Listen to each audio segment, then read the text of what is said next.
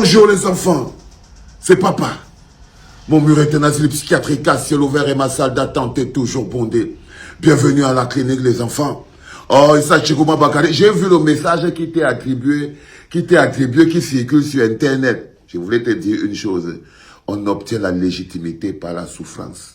C'est pas la souffrance. C'est le Golgotha qu'a traversé Maurice Kamto pour être le Maurice Kamto que tu vois aujourd'hui, dépositaire et détenteur de la légitimité populaire au Cameroun, patron de notre résistance. Il a porté ces galons-là en subissant les coups, les fake news, les calomnies, les insultes, les persécutions, les arrestations, les incarcérations, les mises en résidence surveillée. Maurice Kamto a tout supporté. C'est ça qui a fabriqué Maurice Kamto. La souffrance. La souffrance. Donc, quand j'ai vu ce fake news sur Internet circuler, parce que j'appelle ça un fake news, c'est que quand j'ai vu ce fake news-là circuler sur Internet et tout, j'ai seulement dit à ceux qui ont envoyé ça sur Internet, vous ne manipulerez pas Maurice Kamto. À ceux qui ont envoyé ce message attribué à Issa Chiroma Bakari, à ceux qui l'ont envoyé sur Internet, votre cible, c'est le cerveau de Maurice Kamto et c'est les militants de Maurice Kamto. C'est-à-dire que nous autres, vous croyez qu'on a besoin de choses comme ça pour se dresser contre Issa Chiroma Bakari. À aucun moment, Maurice Kamto, ni ses partisans que nous sommes, n'avons un projet de se dresser contre Issa Chiroma Bakari. Il n'y a aucune chose. On demande à Issa Chiroma Bakari de faire partie Paul Biya. On ne demande pas à Issa Chiroma Bakari s'il aime Maurice Kamto. Pas du tout. Il ne s'agit pas de l'amour que Issa Chiroma Bakari aurait, soit pour Maurice Kamto, soit pour sa horde de Bamileke, que nous sommes. Parce qu'apparemment c'est de nous qu'on parlait. Mais quand vous lisez ça, vous ne sentez pas que c'est un peu comme si c'est même Bruno Bidjan qui a écrit ça. Quand j'ai lu ça, je me suis dit que ça c'est un fake news, que si ce n'est pas Bruno Bidjan, c'est Atanganamanda. Si ce n'est pas Atanganamanda, c'est Dieudonné Nsomanti. Mais tout ça là, ça sentait le RDPC. Ça sent le RDPC. J'ai l'impression que j'ai même déjà entendu, ça pue même Claude Abbé. On dirait que c'est Claude Abbé qui a écrit ça. On dirait même que c'est Mathias Onangini qui a écrit ça. Parce que quand vous écoutez ça, même quand vous lisez, vous vous calmez, vous lisez Maurice Kamto et sa horde de Bamileke, il n'est rien s'il ne s'associe pas à moi ou à Bello. Vous ne connaissez même pas d'abord le rapport qui existe entre Chiroma et Bello. Pour que Chiroma mette le nom de Bello sur une phrase, c'est très compliqué. C'est très compliqué, c'est là-bas les vrais problèmes. Mais là, je vois que vous avez ciblé sur Chiroma et vous pensez pouvoir dresser Maurice Kamto contre Issa Chiroma Bakari. Maurice Kamto est 10 fois plus objectif. Il est loin de l'émotionnel.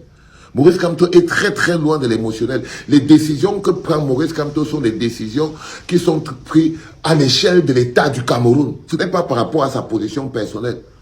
Quand Maurice Kamto prend une décision, il ne prend pas une décision par rapport à sa survie personnelle. Il prend une décision parce qu'il sait qu'elle est d'intérêt général.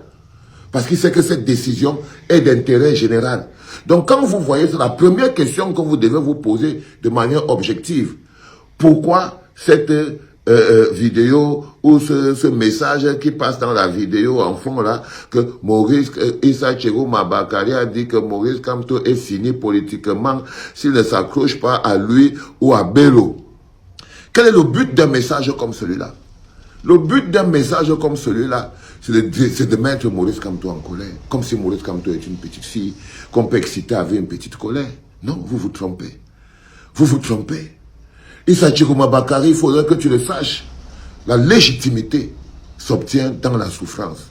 Et plus tu vas avancer de manière déterminée, c'est pour ça que je te demande toujours d'être très déterminé, de bien affiner ta communication, de construire le manteau de la sincérité d'abord avant de construire le manteau de la légitimité. Et tu as le temps.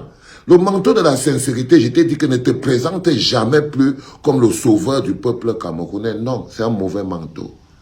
C'est un mauvais manteau. Tu vois, moi, je suis là en train de te mettre toujours dans la route. Tu es Issa Chiroma Bakari, le repenti. Il faut que tu acceptes ce nom. Les enfants, écrivez ça. Il n'y a que celui-là qui peut prendre le pouvoir au Cameroun. Issa Chiroma Bakari, le repenti. Donc, celui qui porte d'abord, qui assume d'abord qu'il a fait du mal dans son service, quand il rendait service à Paul Biya. Parce que Tu ne peux pas rendre service à Paul Biya et rendre service au Cameroun. Tu as bien constaté que Paul Biya est totalement le contraire du Cameroun. L'argent qu'on doit faire les ponts avec, c'est ça qu'on achète des chaussures de Brenda avec ça. Donc, tu ne peux pas en même temps servir le diable et Dieu. Donc, tu ne pouvais pas en même temps servir Paul Biya et servir aussi les Camerounais. Et le Cameroun, ce n'est pas possible. Tu avais fait un choix. Tu avais fait un choix entre les Camerounais et Paul Biya. Tu avais choisi Paul Biya. C'est cette sincérité-là qui te manque. C'est cette sincérité-là qui te manque. C'est là où moi j'ai un problème avec toi. J'ai un problème avec les gens qui n'assument pas leur parcours. Parce que c'est dans notre parcours que nous trouvons la force pour pouvoir continuer. C'est dans notre parcours que nous trouvons l'énergie pour pouvoir avancer. Mais renier son parcours, renier ses paroles, renier son attitude. Je t'ai dit que la première fois que j'étais contraint à l'exil, toi, Issa Chiroma Bakary, tu étais ministre de la communication et c'était toi qui combattais les gens partout. Tu faisais le travail d'Atanganji, le travail qu'Atanganji fait dans les médias en ce moment, où il pas menacer les journalistes. Toi, en ministre de la communication, tu faisais ça. Je me suis retrouvé aux Pays-Bas sous le froid parce que je te fuais. Simplement parce que j'avais organisé une conférence en 2016 pour dire non à la crise anglophone. Moi, j'ai fait les choses depuis. En 2016, j'ai organisé cette conférence et Issa Chiroma Bakary, tu te rappelles. Je suis parti là-bas à Centre culturel français. J'ai fait venir les artistes, les journalistes, les chercheurs pour dire que bon, il faut qu'on mette un terme à cette crise anglophone. Elle était encore en 2016. Et vous étiez en train de dire que la crise anglophone n'existe pas. Ça n'a pas, c'est des vues de l'esprit, des élucubrations. Tu dois envoyer un message aux anglophones. Tu ne peux pas vouloir diriger le peuple anglophone sans leur envoyer un message clair. En 2016, j'étais ministre de la communication. Je n'ai pas assuré.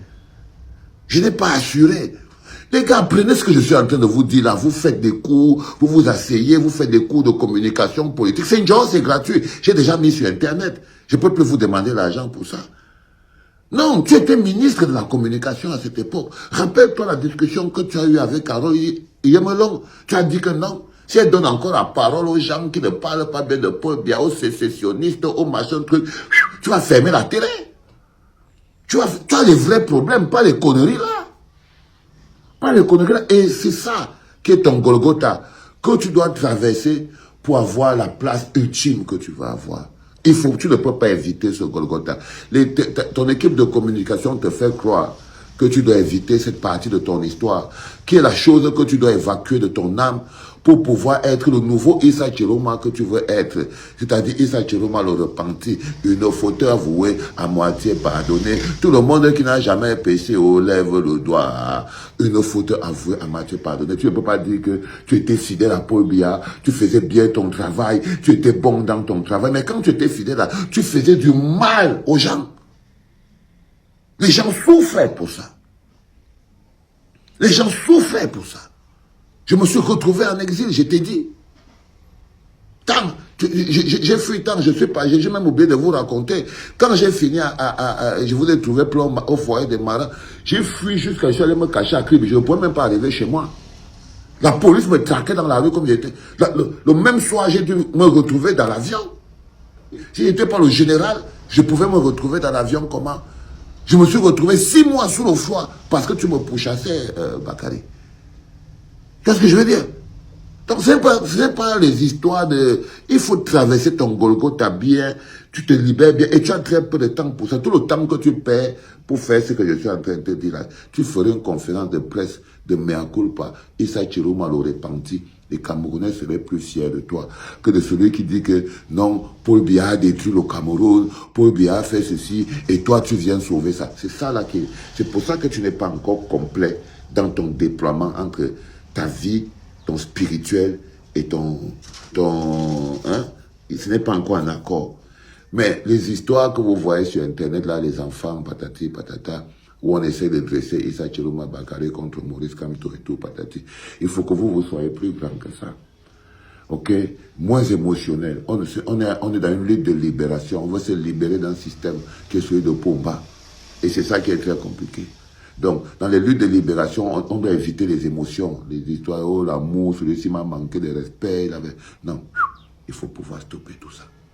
Donc, ce fake news n'a qu'un seul but, essayer de nous manipuler Maurice Kamto, nous prendre pour des enfants. Je vous ai dit, c'est les Bruno Bidjan qui ont fait ce travail. C'est eux qui ont fait ce travail. C'était le deuxième des enfants en direct de la clinique. C'était papa. Qu'en pensez-vous cette affaire, chers internautes? Donnez vos avis en commentaire sans hésiter de vous abonner à la chaîne tout en activant la cloche de notification pour ne plus rien rater de nos prochaines vidéos. À très bientôt. Comment tu peux aussi regarder une vidéo sans t'abonner? Abonne-toi! Surtout clique sur la cloche de notification. Ça, c'est la page de Buzz. Si tu veux être au courant des buzz et toutes les actualités au 237, abonne-toi et clique sur la cloche de notification. Partage aussi pour m'encourager. Surtout, si tu as quelque chose à dire, papa, lâche un commentaire.